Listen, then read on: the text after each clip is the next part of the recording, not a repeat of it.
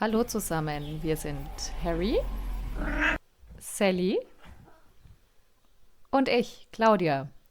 Wir leben zu dritt im Süden von Deutschland und als Singlefrau fällt es mir manchmal schwer, mich selber zu motivieren. Ich fühle mich sehr oft gelangweilt und deswegen ist mir die Idee zu diesem Kanal gekommen. Denn vielleicht geht es dir ganz genauso und du brauchst ein wenig Inspiration, was du alles tun könntest. Im heutigen Video habe ich dir schöne Dinge mitgebracht, die du jetzt im Spätsommer tun kannst.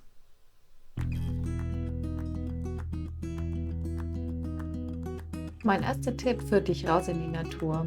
Zum 15. August liebe ich es eigentlich total, einen kleinen Kräuterbuschen zu binden. Aber manchmal finde ich nicht genügend Kräuter bei uns in der Region und so wird es dann meistens ein Wildblumenstrauß.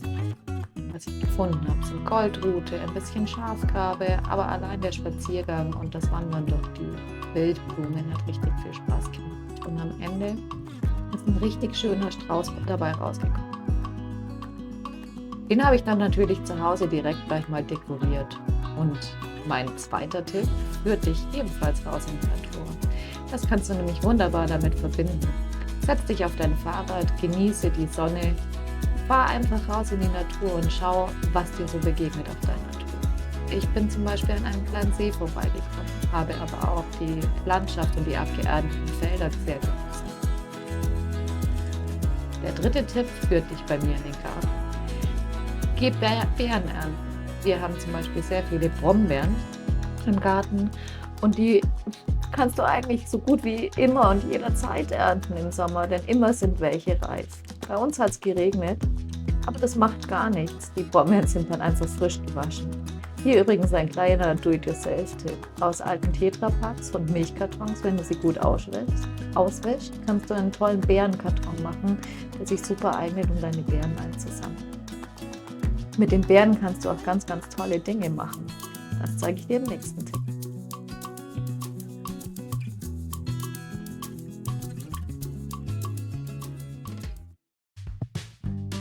Nämlich Fruchtleder. Das wäre mein vierter Tipp für dich. Fruchtleder kannst du super einfach selber herstellen. Dazu musst du die Beeren einfach nur gründlich waschen und natürlich auch putzen. Vielleicht war eine dabei, die nicht so gut war, dann packst du sie in ein hohes Gefäß und pürierst sie einfach richtig kräftig erstmal durch. Ich stelle das Behältnis eigentlich immer gerne in die Küchenspüle, damit nichts daneben spritzt. Der nächste Schritt ist ein bisschen aufwendiger. Du musst deine Beeren nämlich passieren oder durch ein Sieb drücken. Das geht wunderbar durch ein feinmaschiges Sieb, aber du kannst auch eine flotte Lotte nehmen, falls du sowas besitzt. Ich besitze es nicht und es funktioniert wunderbar. Bevor das Ganze auf den Herd kommt, gebe ich noch einen großen Esslöffel Honig mit dazu, weil die Beeren sind in der Regel immer recht sauer und das gleicht das ein bisschen aus. Wir wollen ja ein lecker schmeckender Fruchtleder. Und dann geht es auch schon ans Reduzieren und Einkochen. Ist die Masse gut dicklich geworden, kannst du sie schon auf dein Tablett vom Dörrautomaten geben. Eine Silikonmatte passt eigentlich auch oder du kannst das dann auch im Backofen machen. Ich gebe das fertige Fruchtleder, das fertige Fruchtmus in den Dörrautomaten bei ca. 70 Grad und lasse das gut 4 bis 5, 6 Stunden oder über Nacht trocknen. Am nächsten Tag muss ich das Fruchtleder dann einfach nur noch abziehen von meinen Tabletts.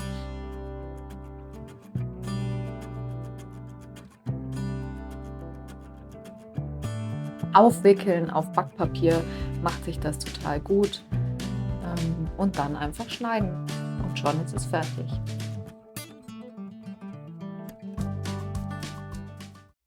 Mein nächster Tipp führt dich wieder nach draußen.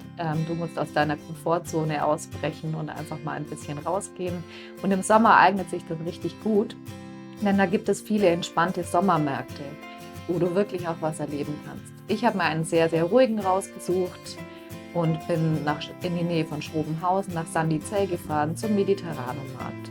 Der hat mich total begeistert, weil wirklich es so entspannt war, am Wasser zu sitzen, einen Kaffee zu trinken, ein Küchlein zu essen und auch dem Gondoliere zuzugucken, wie er seine Besucher um das Wasserschloss schifft.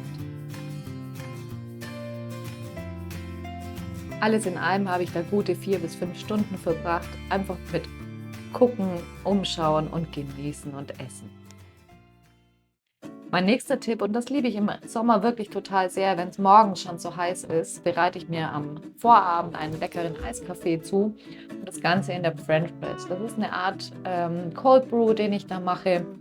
Ich gebe dazu 4 Löffel Kaffee auf 1 Liter Wasser, lasse das Ganze ca. 15 Minuten stehen und drücke es dann entspannt runter, bevor die ganze Masse im Kühlschrank landet und auf den nächsten Tag wartet. Es ist der nächste Tag, Carrie streckt sich noch ein bisschen im Bett, aber für uns ist es jetzt Zeit für den Eiskaffee. Raus aus dem Kühlschrank, denn jetzt ist er richtig, richtig gut durchgezogen. Weil ich meinen Kaffee am liebsten mit Milch trinke, darf der gute Schluck Milch natürlich nicht fehlen. Du kannst selbstverständlich auch noch Eiswürfel mit hinzugeben, ganz wie es dir gefällt. Ich finde, aus dem Kühlschrank reicht das von der Kälte total aus. Ja, und dann setze ich mich meistens gemütlich hin und genieße meinen Eiskaffee und lass einfach mal den Tag auf mich wirken.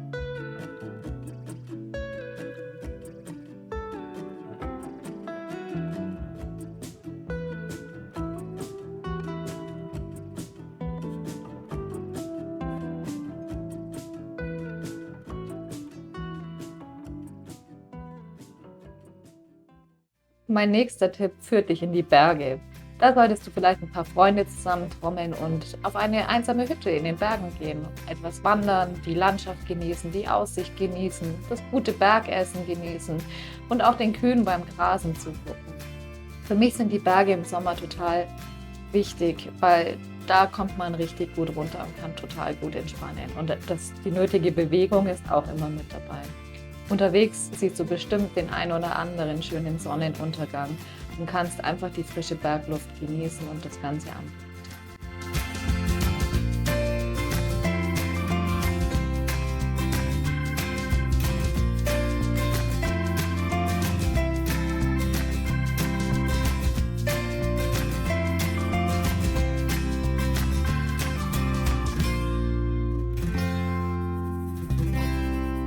Wieder zu Hause angekommen, wartet Arbeit auf uns. Denn jetzt sind die ersten Tomaten reif und ich liebe es wirklich sehr, die von meinem Balkon zu ernten und was Leckeres draus zu machen. Ich habe dieses Jahr Tomaten getrocknet und eingelegt in Öl. Das kennst du sicherlich und hast du bestimmt schon mal auf dem Supermarkt gesehen. Aber sowas ist total einfach selber zu machen, wenn du die richtigen Utensilien hast.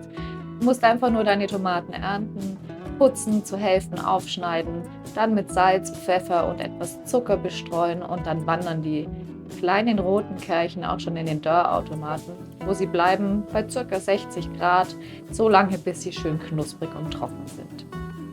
Wenn das soweit ist, kannst du sie rausnehmen, in ein Glas schichten, etwas Knoblauch und Rosmarin dazugeben, gut runterdrücken und mit Olivenöl aufgießen. Achte dabei unbedingt darauf, dass du nicht zu viele Lufteinschlüsse hast. Klopfe das Glas dazu einfach ein bisschen auf und fülle noch mit Olivenöl auf. Und nach 2 bis 3 Tagen kannst du sie eigentlich auch schon genießen. Oder du hebst sie auf. Es gibt auch Tage, an denen regnet es. Das ist im Sommer gar nicht mal so unüblich bei uns. Und wenn es regnet draußen, dann müssen wir uns eben drinnen gemütlich machen. Und wie wäre es dann mit einem guten Buch? Zünd dir eine Kerze an, pack die Kuscheldecke aus, weil meistens ist es, wenn es regnet, bei uns auch immer gleich etwas kühler und frischer. Das tut meiner Meinung nach Hitzeperioden auch richtig gut. Und ein gutes Buch lässt sich dann einfach in tolle Welten entfliehen. Ich lese gerade von Claire Chambers Scheue Wesen und kann damit richtig gut abtauchen. Das Buch führt dich in die 50er Jahre und begleitet Helen Hansford in ihrem Leben in einer psychiatrischen Klinik, wo sie auf William trifft, der dort eingeliefert wird. Und Helen möchte unbedingt wissen, was mit William passiert ist. Für mich eine absolute Empfehlung.